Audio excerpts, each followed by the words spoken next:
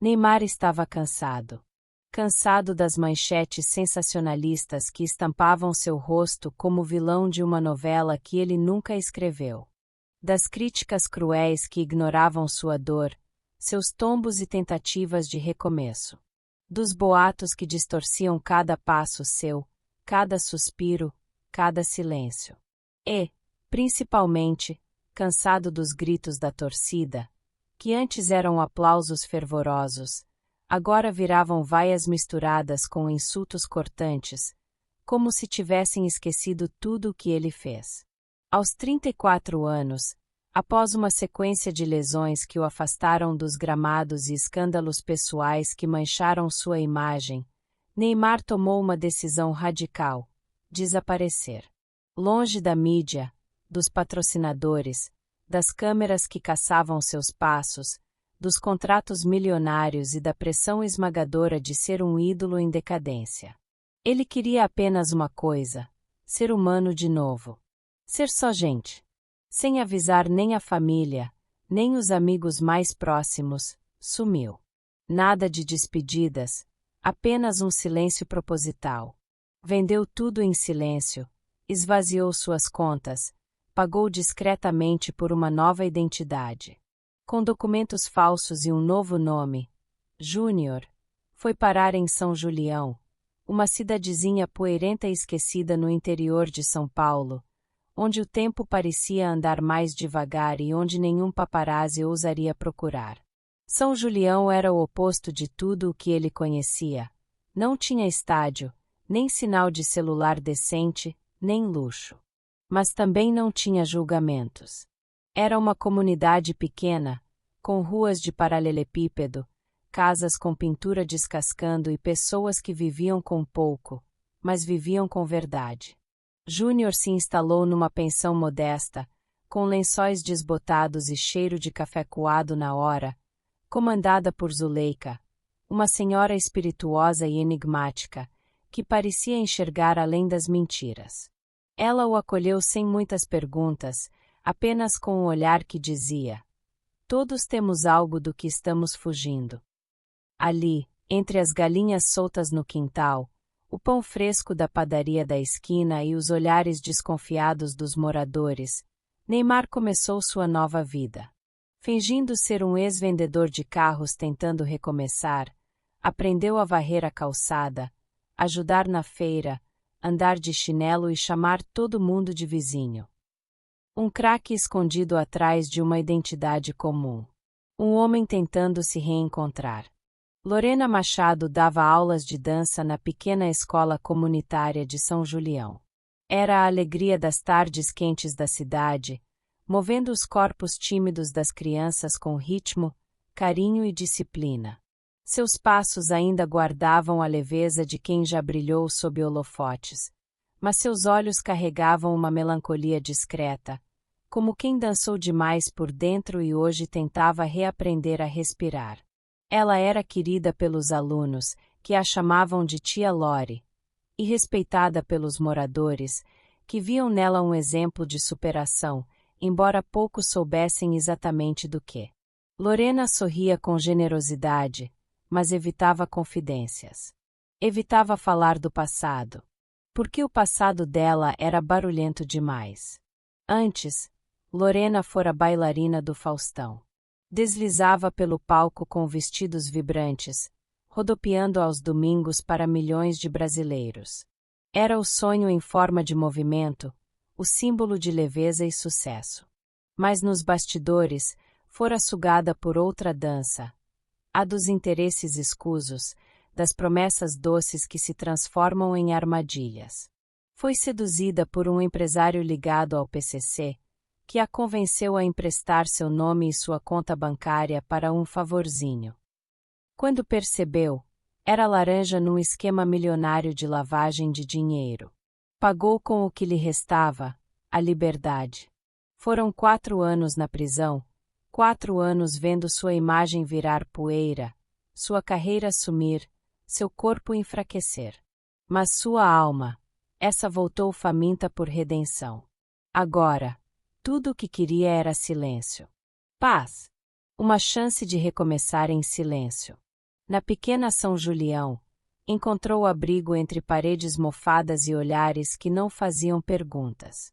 Dançava de novo, sem aplausos, sem plateia, mas com propósito. Quando seus olhos encontraram os de Júnior pela primeira vez, foi como se o tempo pausasse por um segundo. Não foi paixão, nem atração imediata. Foi algo mais raro, reconhecimento. Não de identidade, mas de alma, de cicatriz. Dois olhares que diziam: você também caiu. E no fundo, ambos sabiam, eram dois fantasmas em busca de cura. O ex-policial militar Celso Braga era o verdadeiro chefe da comunidade. Não usava farda havia anos, mas o porte ereto, o olhar calculado e a voz firme ainda impunham respeito, ou medo. Era o tipo de homem que andava pelas ruas como se cada centímetro lhe pertencesse. Controlava tudo com pulso firme, mas com aparente justiça. Distribuía tarefas, escutava reclamações, resolvia desavenças com uma autoridade quase mística. Nada acontecia em São Julião sem que ele soubesse, ou permitisse. Nenhum furto, nenhum bar novo, nenhuma construção no bairro alto. Tudo passava por ele.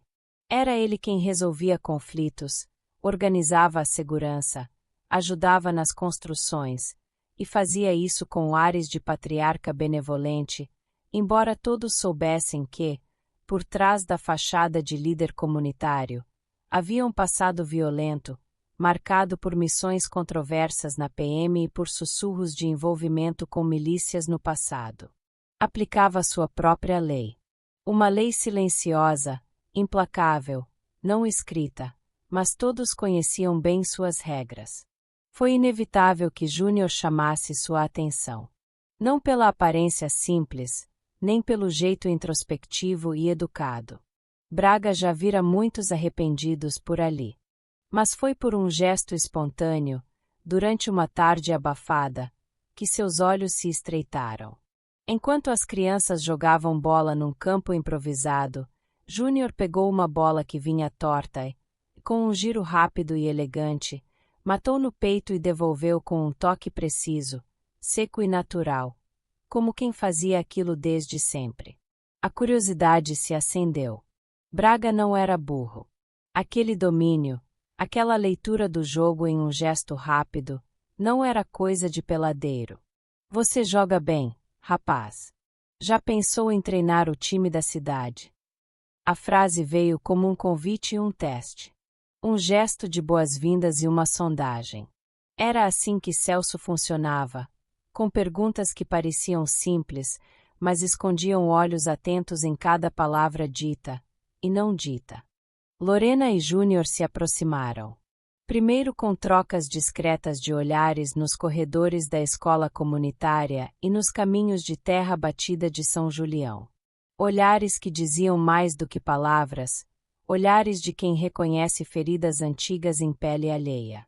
Depois vieram as conversas ao entardecer. Sentavam no degrau da varanda da pensão, compartilhando silêncios confortáveis, memórias fragmentadas e sorrisos tímidos, como quem ensaia o amor com medo de despertar fantasmas. Em pouco tempo, estavam apaixonados. Era um amor silencioso, sem promessas, mas cheio de gestos. Ele carregava sacolas para ela. Ela ajeitava a gola da camisa dele. Um amor sem pressa, construído na cumplicidade de dois sobreviventes tentando reaprender a confiar. Mas Lorena guardava um segredo. Um segredo que queimava por dentro como brasa escondida sob cinzas. Ela não estava ali por acaso. Sua chegada a São Julião não fora coincidência. Foi cuidadosamente orquestrada. Um acordo frio, assinado sob pressão, com olhos molhados de desespero. Foi posta em liberdade sob condições especiais. Um indulto condicionado. A única chance de sair da prisão antes do tempo. Mas havia um preço, e ele tinha nome, Neymar. Ajudar a atrair Neymar. Esse era o acordo. Encontrá-lo. Estar por perto. Criar um laço. Seduzir, se fosse preciso. O plano era usar seu vínculo afetivo para chantageá-lo. Queriam expor, filmar, manipular. Neymar não era só um homem quebrado. Era um trunfo valioso, uma moeda de poder nas mãos de quem estava acostumado a negociar com a vida dos outros. E se recusasse, matariam sua irmã. A pequena Alice, de 14 anos, que vivia em um abrigo protegido. A única família que ainda tinha. A única que a chamava de Lô e escrevia cartas com corações desenhados no canto. Ela lutava consigo mesma. Todos os dias. Dormia com o rosto virado para a parede, sufocando lágrimas. Olhava para Neymar, para Júnior, e via ali algo que nunca tivera. Um amor limpo, sem cobrança, sem posse, sem barganha. Amava Neymar. Mas o amor, naquele caso, não bastava. Sabia que o preço de sua escolha poderia ser a vida de alguém que ama ainda mais. E entre o homem que tocou seu coração e a menina que ainda chamava por ela nos sonhos, havia uma decisão impossível. Neymar descobre a verdade de forma brutal. Nada de olhares suspeitos, desconfianças ou pistas graduais. Foi um choque direto. Um bilhete anônimo, dobrado com precisão cirúrgica, repousava em cima do seu travesseiro naquela manhã cinzenta. Ela nunca te amou. Você foi o alvo desde o início. Fuja! A letra era firme, fria. O aviso, curto e cruel. Seu corpo congelou. Por um instante, o quarto girou. As imagens das últimas semanas voltaram como um vendaval. Os sorrisos de Lorena, o calor dos abraços, os beijos sussurrados ao pé do ouvido. Tudo isso, mentira. Ele confronta Lorena. O sol estava alto quando ele bateu à porta da escola comunitária. O rosto tenso, os punhos cerrados. Ela o reconheceu pelo som dos passos. Ela chora. Antes mesmo das palavras, as lágrimas começaram a cair. Como se já soubesse o que ele descobrira. Implora perdão. Revela tudo. Sem rodeios. Sem defesas. Apenas a verdade, crua, pesada, inevitável. Que Celso Braga era o contato do PCC ali dentro. O homem respeitado, o chefe da comunidade, era, na verdade, um elo direto com o crime organizado. O pacificador de São Julião era também o caçador disfarçado. Que havia um plano para sequestrá-lo. Uma emboscada preparada com calma, alimentada com falsas rotinas, cercada por sorrisos fingidos e gentilezas venenosas. Ele era o prêmio, o troféu cobiçado. E que o mandante por trás de tudo não era um traficante, mas um dirigente da CBF. Um nome poderoso, blindado pelos bastidores do futebol brasileiro. Que queria silenciá-lo após Neymar descobrir documentos secretos sobre a manipulação de resultados da Copa de 2022. Corrupção, subornos, manipulação de árbitros. O Brasil não perdeu por acaso, perder era parte do plano. Neymar havia descoberto tudo por acidente. Numa noite quente em Doha. Quando um ex-dirigente bêbado confessou num jantar privado no Catar. Uma confissão embriagada, dita entre gargalhadas e goles de uísque, que caiu como chumbo no coração de Neymar. Desde então, sua carreira desmoronava. Lesões inexplicáveis, contratos cancelados, manchetes tendenciosas, traições silenciosas. Agora, entendia, não era apenas má fase. Era sabotagem. E Lorena, era só mais uma peça desse jogo sujo. Ou talvez, uma prisioneira dele. Ao invés de fugir, Neymar decide reagir. O instinto dizia para correr. Sumir de novo. Mas algo dentro dele gritava mais alto. Basta. Era hora de lutar. Pela verdade. Pela própria dignidade. Pela chance de mostrar ao mundo que não era apenas um jogador cercado de polêmicas, mas um homem disposto a encarar monstros. Com a ajuda de Zuleika, que revela ter sido secretária pessoal de um ex-ministro e ainda ter contatos na imprensa. A pensão humilde, com cheiro de café e paredes descascadas, virou o centro de operações da resistência. Zuleika surpreendia a cada frase. Por trás dos vestidos floridos e das piadas espirituosas, havia uma mente afiada, estratégica. Ela tinha nomes, telefones e, sobretudo, coragem. E de Lorena, que se recusa a seguir colaborando com os criminosos. Agora firme, mesmo com o coração em ruínas. Sabia que trair Braga significava assinar sua própria sentença. Mas não suportava mais viver dobrada pelo medo. Neymar havia despertado nela a mulher que queria ser livre. Júnior prepara um plano para expor toda a conspiração. Usariam a conexão de Zuleika com jornalistas investigativos. Gravariam confissões, reuniriam provas, armariam um dossiê. Em vez de fugir dos holofotes, Júnior decidirá acendê-los sobre os verdadeiros criminosos.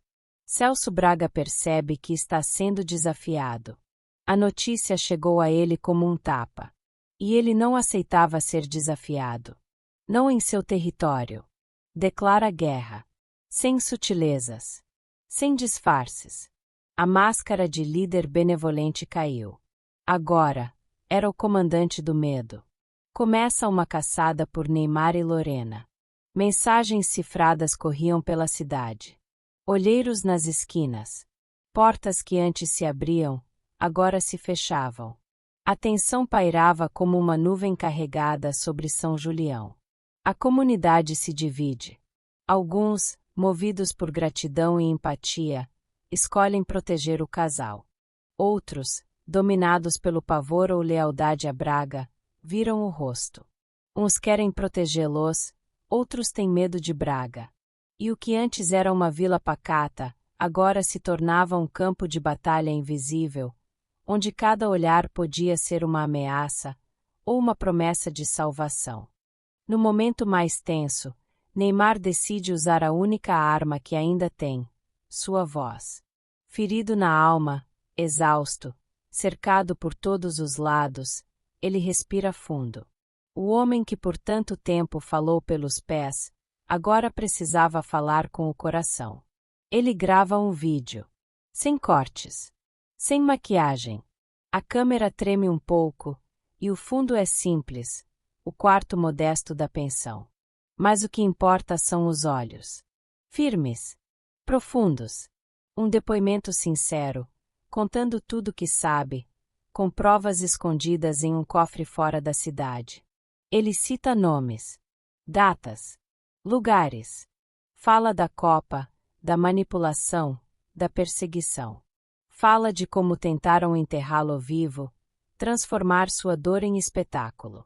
Fala de Lorena, da traição, do amor, do perdão. O vídeo é publicado por Zuleika e se torna viral. Em menos de uma hora, está em todos os grupos de WhatsApp, em trending topics, nas televisões ligadas em bares, nas conversas sussurradas nos ônibus. O Brasil explode. Nas ruas, protestos. Nas redes, revolta. A população, já descrente com os bastidores do futebol, reage com fúria. Pela primeira vez em anos, Neymar não era notícia por festas ou escândalos, mas por coragem. O caso chega aos jornais internacionais. Ex-astro do futebol denuncia esquema de corrupção envolvendo a CBF e milícias brasileiras. Estampavam as manchetes da BBC, CNN, Le Monde, Marca. A Polícia Federal invade São Julião. Helicópteros, viaturas, agentes fortemente armados. A pequena comunidade vira cenário de filme. Braga é preso. Não houve tiroteio, nem resistência. A queda de seu império foi silenciosa e definitiva. O homem que um dia reinou com medo, agora era algemado sob vaias e olhares de alívio. O dirigente da CBF foge, mas é capturado uma semana depois, tentando embarcar para Dubai. Estava de terno, óculos escuros e uma passagem só de ida. Mas o cerco já estava feito. Foi detido no embarque, cercado por câmeras e flashes, como um astro ao contrário, o símbolo máximo da corrupção desmascarada.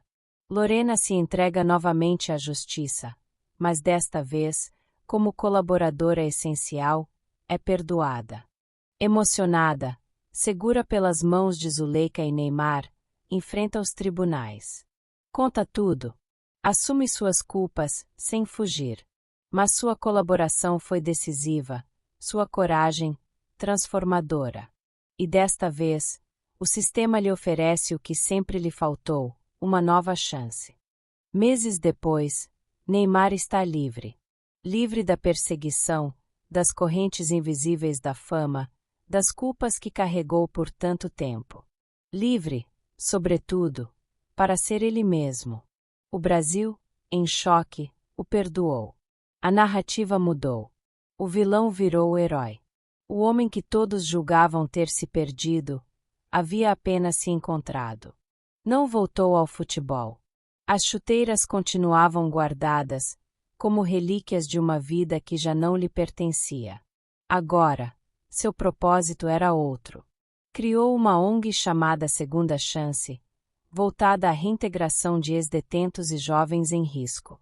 Gente como ele. Gente como Lorena. Gente que, num país de julgamentos rápidos, precisava apenas de um recomeço. Lorena trabalha ao seu lado, como coordenadora cultural.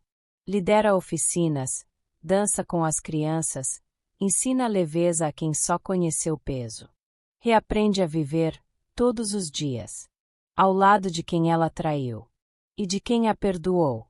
E no campinho de terra batida de São Julião, crianças jogam bola debaixo do pôr do sol. Rindo, gritando, caindo na poeira como se fossem estrelas cadentes no chão quente do interior. Sem saber que o tio Júnior foi o homem mais famoso do Brasil. Hoje, ele limpa as través com um pano velho. Distribui suco e sanduíches. Aplaude cada gol como se fosse uma final de Copa. E, de vez em quando, deixa escapar um sorriso que diz mais do que 1000 manchetes. Mas agora, só quer ser pai. E feliz.